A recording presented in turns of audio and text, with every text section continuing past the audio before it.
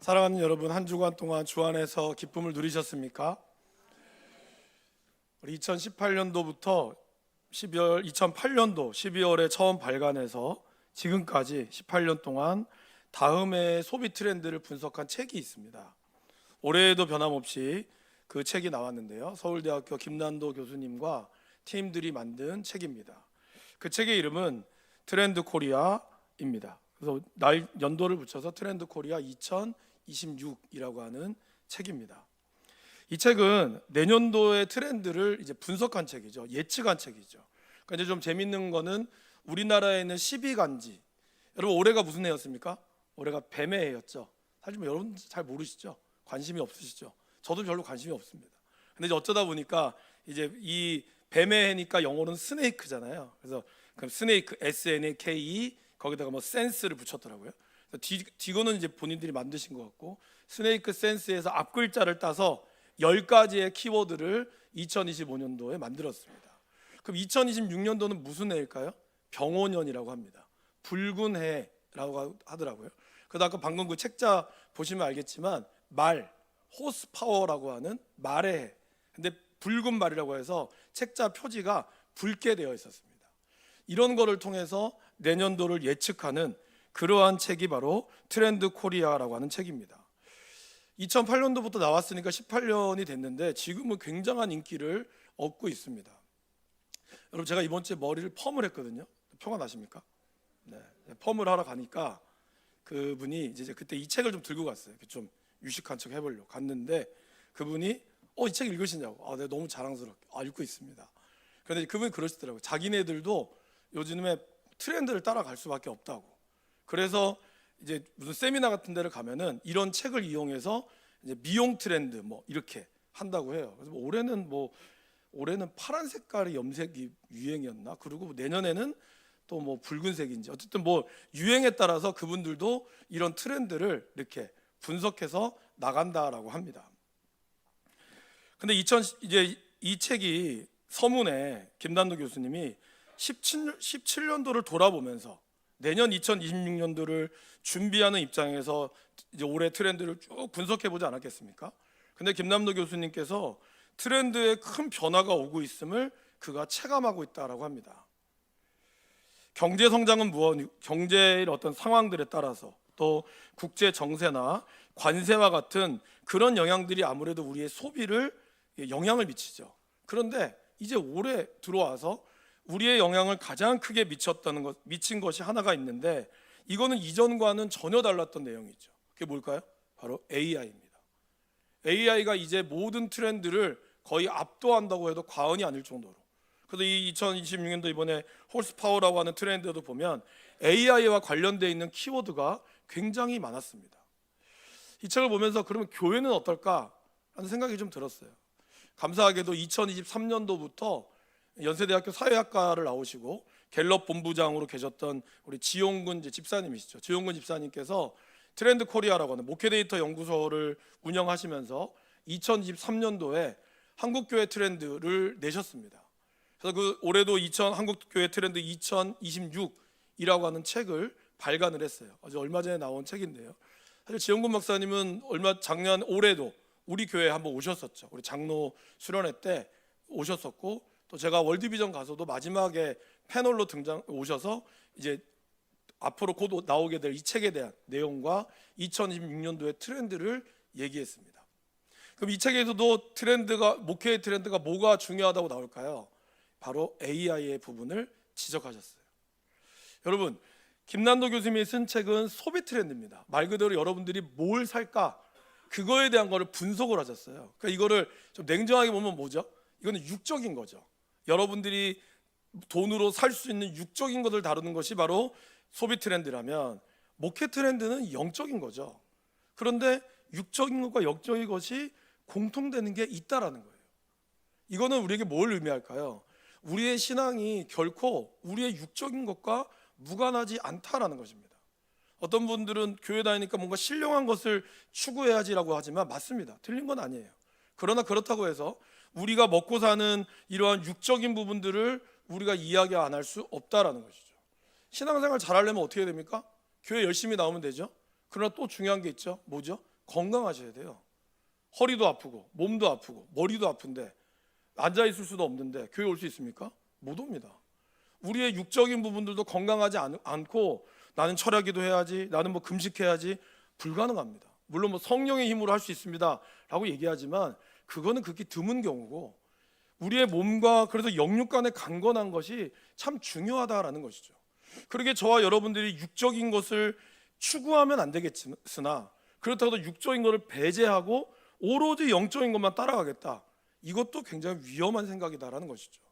어쩌면 우리가 쓰는 소비 그리고 우리가 하는 영적인 것들은 다른 것 같지만 다르지 않다라는 것이죠. 그렇기 때문에 이거를 어떻게 건강하게 헤쳐나가느냐가 굉장히 중요한 부분이라고 할 수 있다라는 것이죠.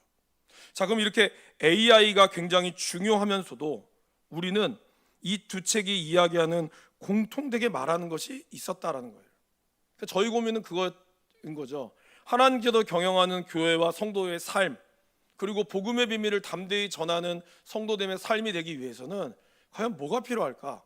AI의 도움도 받아야 될 것이고 다른 여러 가지 것도 필요한데, 이 두 가지 책을 딱 보니 이 두 가지 책에서 공통적으로 이야기하는 또 하나가 있었어요. 뭘까요? 사람이라는 겁니다. 아무리 AI가 발달해서, 여러분 아마 AI의 신앙 상담을 받는 분도 계실 거라고 생각합니다. AI에 뭔가 질문을 던지면 딱딱딱 대답해 주죠. 그런데 중요한 거는 이 AI를 다룰 수 있는 사람이 제대로 서지 못하면 결국 AI도 아무런 무용지물이 될 수 있고 오히려 AI에 끌려가서 우리가 살아갈 수 있다라는 거예요. 김난도 교수님도 그런 부분을 굉장히 잘 지적하고 있어요. 결국 이거를 감당할 수 있는 인간의 역량, 그 역량을 키우지 않으면 안 된다라는 것입니다. 성도들의 삶도 마찬가지죠. AI의 신앙적 질문과 상담을 하는 분들도 계시지만 결국 그들이 추구하는 거는 뭐죠? 어떻게 하면 하나님과의 관계를 잘 맺을 수 있을까?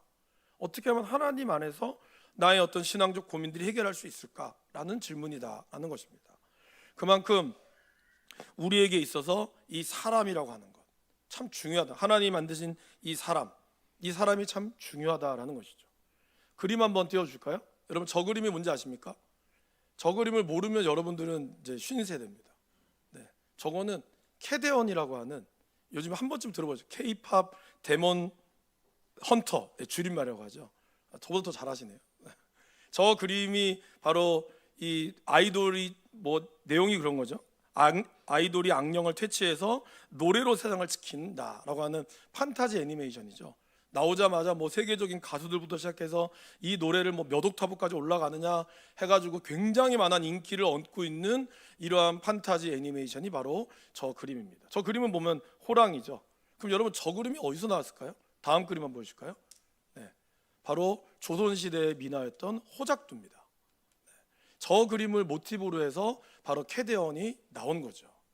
그럼 제가 이걸 왜 보여드렸을까요? 여러분 저렇게 인기를 얻고 나서 젊은이들 층이나 사람들 층에 또 하나의 문화가 생겼어요. 그게 뭔지 아세요? 박물관을 가는 사람들이 엄청나게 많아졌다라는 겁니다. 2025년도 7월 말을 기준으로 해서 전년도에 비해 박물관의 관람자 수가 70%나 증가했다라고 합니다.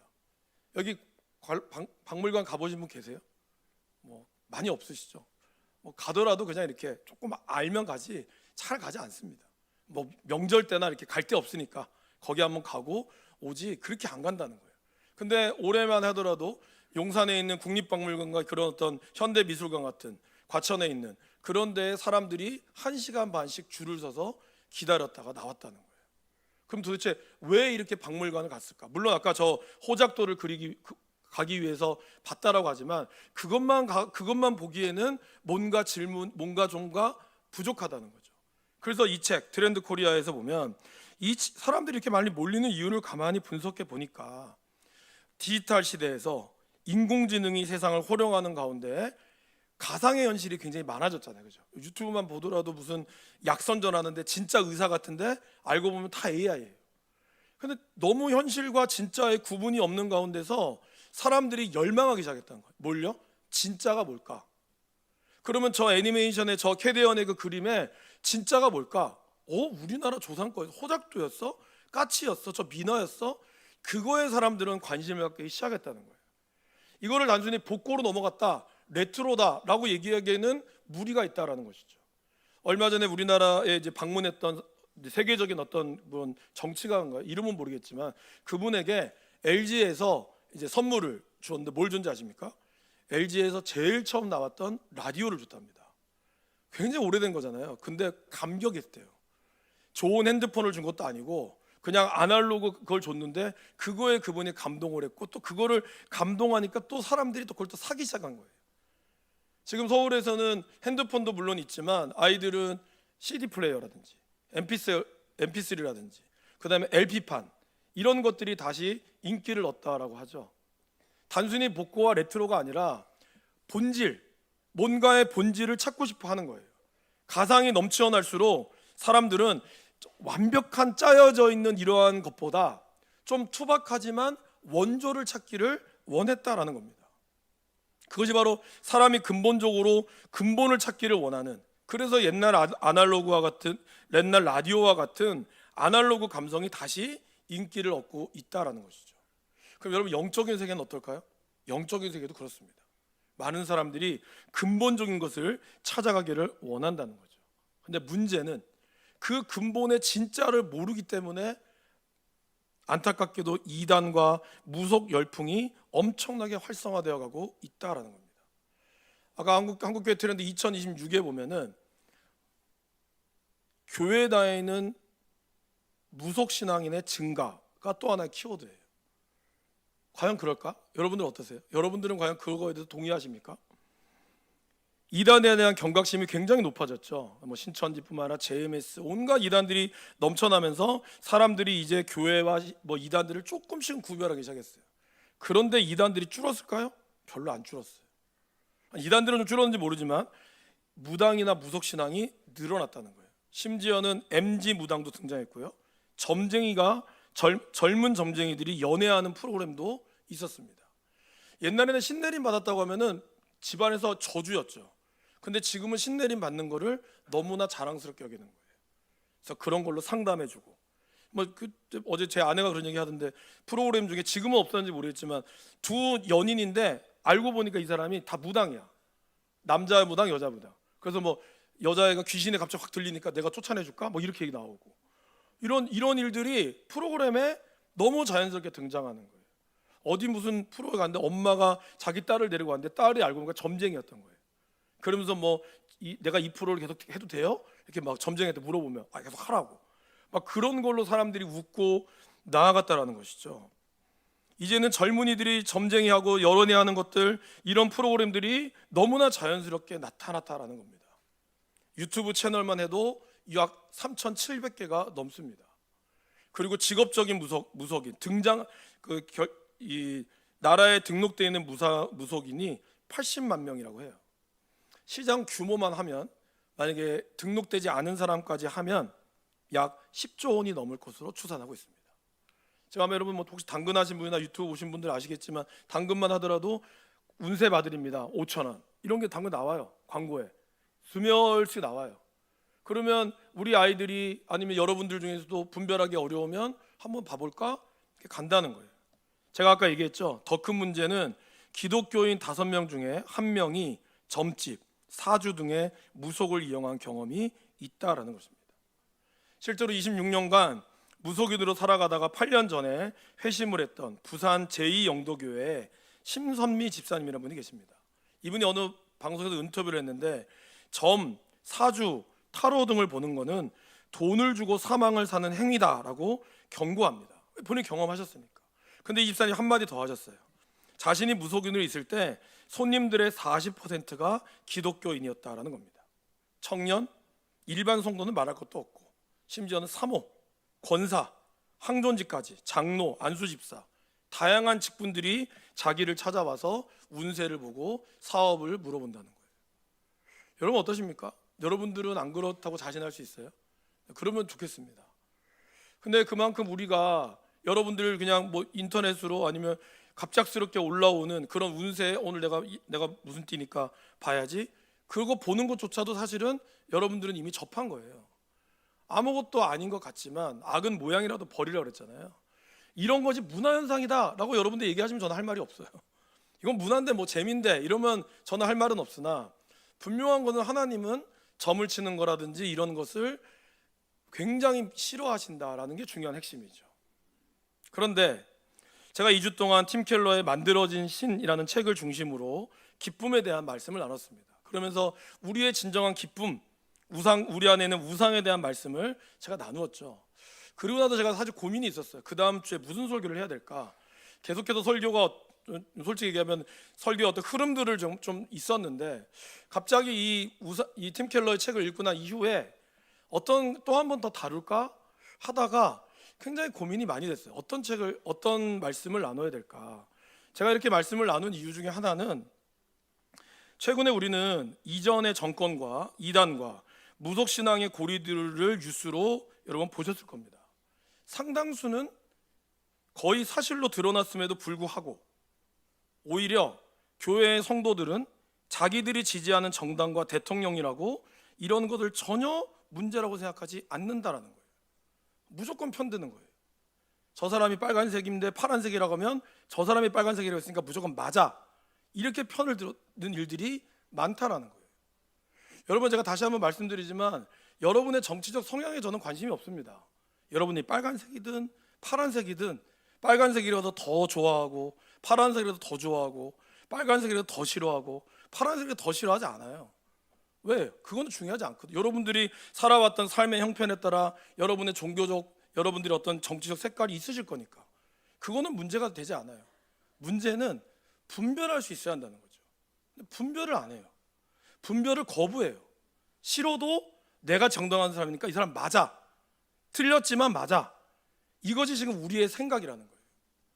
여러분, 분별하는 건 참 중요합니다. 여러분들이 좋아하는 것과 말씀 안에서 분별하는 건 달라야 되는데 이거를 같이 보신다는 거죠. 또 이렇게 얘기하면 아마 여러분들 그럴 거예요. 아이고, 목사님 저 보니까 색깔이 뭐다, 아마 그렇게 생각하면 분명히 계실 거예요. 그리고 또 아마 여러분 원래를 가서 또 그런 얘기 하겠죠. 목사님이 이렇게 얘기했지만 그래도 그건 아니다, 이렇게 하면 분명히 계실 거예요. 뭐 말씀하세요. 그러나 여러분, 분별하시라는 거예요. 뭐 말씀 읽고 기도한다고 저 사람 아이고 여봐라 기도하지 않냐, 그걸 좋아할 게 아니에요. 여러분, 뭐가 하나님 뜻인지를 우리가 분별해야죠. 근데 그걸 분별하지 않고 그냥 나의 정치적 성향이나 이거에 따라서 우리의 신앙이 가니까 젊은이들이 교회를 떠나는 거예요. 젊은이들이 왜 떠나는지 아십니까? 그것 때문에 떠나는 겁니다. 물론 거기에는 목회자의 책임이 있기 때문에 제가 마음이 무거운 겁니다. 여러분들 탓하고자 하는 게 아니라 저에게도 문제가 너무 많기 때문에, 목회자가 교회가 바른 거를 못 가르쳤기 때문에 저는 그거에 대한 무거운 책임이 있습니다. 그래도 사실 이 말씀을 준비하면서 어떤 거를 볼까 하다가 우리가 정말 분별력이 필요하다라는 거죠. 그런데 왜 그러면 분별력을 상실했을까요? 2024년도 2월 6일에 우리 엄청난 법이 통과가 됐습니다. 뭔지 아십니까? 개고기 금지법이 통과가 됐어요. 2024년 2월 6일에. 그래서 이제 3년간의 유예 기간을 거쳐서 2027년 2월 7일부터는 개고기를 법적으로 먹을 수가 없게 됩니다. 안타까우신 분들도 계시고 또 환영하신 분도 계실 거예요. 아마 반려견을 키우신 분들은 환영하실 거고, 또 반려견 외고 식용으로 먹는 분들은 당연히 반대하시겠죠. 근데 이게 생긴 이유는 뭐죠? 왜 금지가 됐죠? 사실 우리나라도 있겠지만 우리나라가 세계적으로 알려지면서 사람들이 대한민국 사람들이 개고기를 먹는다, 야만인이다 이러면서 막 엄청나게 가수들도 막 눈물 흘리면서 개 먹지 마세요 막 그런 캠페인도 벌이고, 이런 것이 세계적 이슈가 되면서 국회의원들도 어쩔 수 없이, 아마 여러 가지 그분들도 잘 드실 텐데 어쩔 수 없이 법을 통과를 시켰다는 거죠. 뭐 좋습니다. 근데 여러분, 그러면은 그 사람들은 정말 개를 안 먹을까요? 이게 참 중요한 질문이죠. 70년대 월남전이 일어나고 나서 미국에 60만 명이 월남전을 파병을 했습니다. 근데 아시다시피 월남전의 파병에는 수많은 포로들을 낳았죠. 그래서 미국도 60만 명의 상당수가 베트남 하노이에 있는 수용소에 갇히게 되었습니다. 너무나 많은 포로들이 있다 보니까 이들을 먹을 것을 줄 수가 없게 된 거예요. 6개월 동안. 그러다 보니 이들이 어떻게 했을까요? 개를 먹었을까요? 먹었습니다. 개뿐만 아니라 고양이, 쥐, 닥치는 대로 먹었어요. 구워 먹었을까요? 아니요, 날걸로 먹었다고 합니다. 왜 먹었을까요? 배고프니까 분별이 안 되는 거예요. 그러니까 지금 이게 반려견이냐 이걸 따질 틈이 어디 있어요. 내가 지금 배고파 죽겠는데 당장 눈앞에 보이는 게 먹을 수만 있다면 뭐 하다못해 쥐라든 뭐든지 다 먹었다는 거예요. 그렇게 개를 사랑하고 좋아했던 사람들이라고 하지만 결국 자기의 굶주림 앞에 어쩔 수 없었다라는 겁니다. 근데 제가 오늘 말씀드리는 핵심은 이겁니다. 비단 육신의 굶주림만이 아니라 정신적인 굶주림에 빠졌을 때 사람들이 영적으로 굶주려지면 어떤 일이 발생할까요? 육체적으로 굶주리면 분별 없이 막 먹듯이 정신이 굶주리잖아요. 그러면 분별 없이 아무거나 닥치는 대로 받아 먹으려고 한다라는 겁니다. 조금만 자극적이고 조금만 맛이 있으면 먹는 거죠. 이걸 우리는 영적인 광기 현상이 벌어지게 된다라고 얘기합니다. 예수님께서는 이것을 비유로 이렇게 얘기하셨죠. 어떤 사람이 더러운 귀신 들린 사람이 어느 날 귀신이 나갔어요.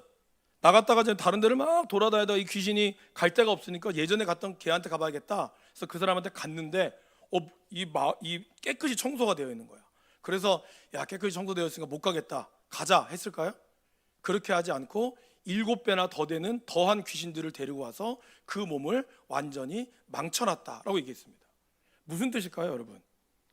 결국 모든 영육의 세계에서 진공 상태라는 것은 없다라는 겁니다. 비어있다? 비어있어도 반드시 뭔가를 채워한다는 거죠. 여러분 어떠세요?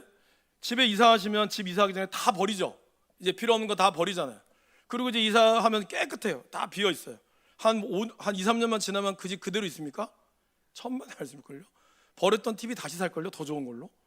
우리는 그러니까 여러분들이 잠깐 뭐 다이어트해서 굶는다, 비운다 할 수 있지만 인간의 몸이라고 하는 것이 결국에는 채워지지 않으면 안 된다는 거예요. 영적으로 여러분들이 뭔가를 비우고 다 뭐 공수래 공수거니 다 잊읍시다, 모든 걸 싹 다 비웁시다 해서 우리 몸과 마음을 비우잖아요. 그러면 비우면 그것으로 내 평생 끝날 것 같죠? 아니라는 거예요. 뭔가가 다시 채워지지 않으면 우리는 그것으로 인하여 또 넘어질 수밖에 없다라는 것이죠. 그러게 사도 바울은 우리에게 갈라디아서 5장 16절에 이렇게 이야기합니다. 같이 한번 읽어보실까요? 내가 이르노니 너희는 성령을 따라 행하라. 그리하면 육체의 욕심을 이루지 아니하리라. 우리가 가지고 있는 육체의 욕심은 뭐 때문에 이루어질까요? 성령으로 따라 행하지 않기 때문에. 다른 말로 이야기하면 성령으로 우리 가운데 채워지지 않기 때문이다라는 것입니다. 성령으로 채워지면 우리 안에 육체의 욕심이 들어갈 자리가 없게 됩니다. 그런데 지금 많은 젊은이들과 사람들이 왜 무당과 이단들과 그리고 물질로 채워갈까요? 말씀을 보면서도 주일날 와서 예배 드리면서도 왜 월요일부터 토요일까지는 운세를 보고 있고 왜 나도 모르게 유튜브를 보면서 그 신내린 사람들을 보면서 내가 그걸 따라가고 있을까요? 채워지지 못하기 때문에. 이러한 상황에서 교회는 복음의 핵심을, 교회는 분명히 뭔가를 전해야 되는데 아까 말씀드린 대로 청년들이 매력을 잃었다는 거예요. 예전처럼 피자 사준다고, 예전에는 배고팠잖아요, 그죠? 배고팠기 때문에 배고파서라도 먹으러 왔거든요. 근데 이제 육신은 채워졌어요. 그 영적인 갈망이 있는데 교회가 영적인 갈망이 안 되는 거예요. 교회에서 보여지는 모습들은 전혀 그러지 않은 거예요. 여전히 자기의 신앙만을 얘기하고 있고 그것에 따라서 하나님 말씀대로 살아가기보다는 하나님의 뜻대로 살고 하나님이 나에게 주신 이런 것들만 나아가고 보니 지금 당장 젊은이들은 뭔가가 궁금하고 뭔가가 아쉬운데 그거에 대한 도움이 전혀 안 된다는 거죠. 물론 신앙생활 한다는 게 예수 믿자마자 바로 하나님 복 주실 일은 이때도 있지만 대부분은 그러진 않죠. 시간이 걸리는 건 마찬가지입니다. 그러나 뭔가 예전에는 초대교회 여러분들 20, 30대만 해도 교회에 사람들이 몰렸잖아요. 교회에 뭐가 있었습니까? 돈이 있었습니까? 뭐가 있었습니까? 시설도 허름했고 아무것도 없었어요. 근데 교회가 젊은 사람한테 매력이 있었다는 거예요. 우리 20, 30대를 지냈던 우리 장로님 집사님 생각해 보세요. 교회 왜 오셨어요? 교회 오면 뭐가 있습니까? 없어요. 지금처럼 뭐 좋은 악기가 있는 것도 아니고 그냥 앉아가지고 그렇게 모여서 그냥 찬양하는 게 단데, 근데 그 안에 하나님의 살아계심이 있었다는 거예요. 본질이 있었다는 거예요. 근데 지금은 너무나 많은 것들이 있어요. 그런데 제일 중요한 게 빠진 거예요. 뭐요? 본질이 빠진 거예요. 본질이 빠지다 보니 모임 가운데도 자꾸 세상적인 이야기만 하게 되고 만났을 때도 그냥 신세 한탄만 하다가 아니면 자기 자랑만 하다가 그러다가 다른 사람 넘어뜨리려고 말만 하다가 그냥 끝나버리는 거예요. 그러니 본질을 갈망하는 사람들이 왔다가 실망하면서 가는 거예요. 여기도 교회도 똑같구나. 전 사실 그 말이 제일 기분 나빠요. 교회가 왜 같아야 돼요? 교회가 왜 달라요? 왜 같아요? 분명히 다른데. 근데 교회도 똑같구나. 사람 사는 거 다 똑같구나. 전 사실 이 말이 진짜 싫어요. 물론 우리도 똑같이 화장실 가고 똑같은 사람이지만 우린 다르거든요. 우린 복음 안에 다르거든요. 근데 다르지 않게 보이니까 문제라는 거지. 그래서 제가 로마서를 선택하게 된 겁니다. 로마서는 복음의 진수를 담고 있기 때문이라는 거죠. 바울이 쓴 이 서신이 12개에서 13개 정도 됩니다. 로마서, 고린도전서, 골로새서, 빌레몬서. 근데 이 편지들은 대부분 바울이 그 교회를 방문한 교회들이 많아요. 고린도 교회를 방문하고 나서 쓴 편지, 골로새 교회를 방문해서 쓴 편지. 그러다 보니까 그 교회의 사정을 담는 내용이 많죠. 고린도 교회는 뭐 우상의 문제, 음행의 문제 이게 많으니까 그 문제를 다뤘고, 에베소 교회도 영적인 전쟁의 문제가 있으니까 다뤘잖아요. 근데 로마서는 어떨까요, 여러분? 로마 교회는 제가 다음 주에 다시 한번 설명하겠지만 로마 교회는 바울이 세운 교회가 아닙니다. 심지어 바울은 로마에 가본 적도 없어요. 한 번도 안 가봤어요. 그런데 거기에 편지를 썼다는 말이죠. 무슨 의미가 있을까요? 그렇기 때문에 이 로마서는 아주 복음에 대한 객관적인 내용을 담고 있다는 겁니다. 다른 서신들은 그 지역과 상황에 따라 이야기를 하다 보니 복음의 진수들도 있지만 조금은 구체적인 내용이 담겨져 있잖아요. 근데 로마서는 일반적으로 복음을 믿는 어떤 사람이든지 간에 복음이 무엇이냐라고 묻는 사람에게 아주 보편적이면서도 거기에서 끝나는 것이 아니라 그러면 복음을 믿는 사람이 어떻게 살아야 가야 될 것인가, 12장에서 16장, 복음이 무엇이냐 1장에서 11장, 이것을 이론과 실천이 아주 잘 맞물러진 책이 바로 로마서라는 겁니다. 그래서 많은 목회자들뿐만 아니라 종교개혁자들이 종교개혁을 할 때 가장 먼저 도전을 받은 책, 이게 바로 로마서였어요. 그것이 바로 복음의 진수를 담고 있기 때문이다라는 것입니다. 그런데 이 로마서는 어디에서 쓰여졌을까요?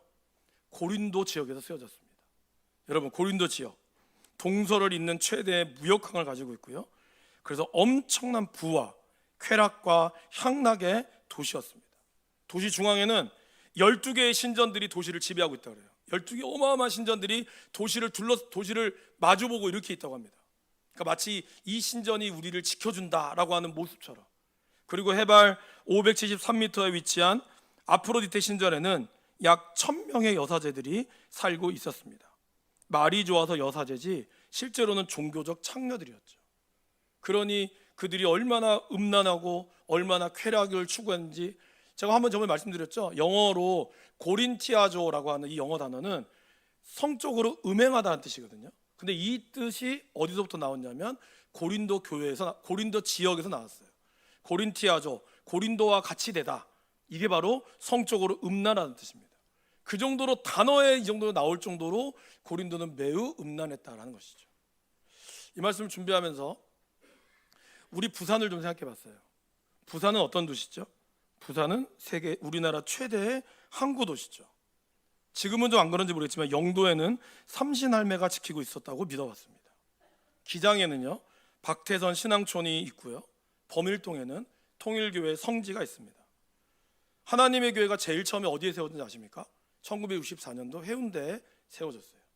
신천지가 12지파인가 13지파가 있죠. 근데 그 중에서 가장 큰 2개의 지파가 부산에 있습니다.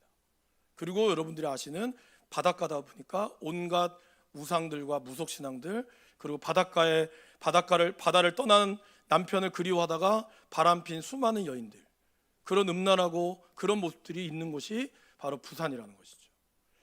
근데 이렇게 음란한 도시였던 고린도에 바울은 가장 정수인 로마서를 썼다는 것은 굉장한 의미가 있다고 생각합니다. 그렇다면 우리의 이 땅도 그런 땅이었을지도 몰라도 바로 이것에 하나님은 복음의 진수를 우리에게 들려주기를 원한다라는 겁니다. 결국 교회가 매력 있다라는 것은 청년들이 좋아하는 뭔가를 가져오는 게 아니라 저는 교회가 본질을 지켜야 한다고 생각을 합니다. 땅에 있는 뭐 좋은 거를 보는 게 아니라 사도 바울이 얘기했잖아요. 위의 것을 찾으라. 땅에 있는 이 땅에서 하는 모든 프로그램, 교회가 가지고 있는 이런 모든 것들이 아니라 가장 중요한 복음의 본질, 말씀의 본질, 예수 그리스도, 그것이 우리 가운데 채워져야 한다라는 겁니다. 예수님으로 우리가 충만해질 수 있어야 한다라는 것이죠. 그래야 그래서 우리가 살 때 우리의 삶의 모습을 통하여 사람들이 온다라는 겁니다. 왜 그럴까요, 여러분? 흑암은 결코 복음의 생명과 복음의 빛을 가로막을 수 없기 때문입니다. 아무리 어두워도 빛은 그 어둠을 뚫고 지나가죠.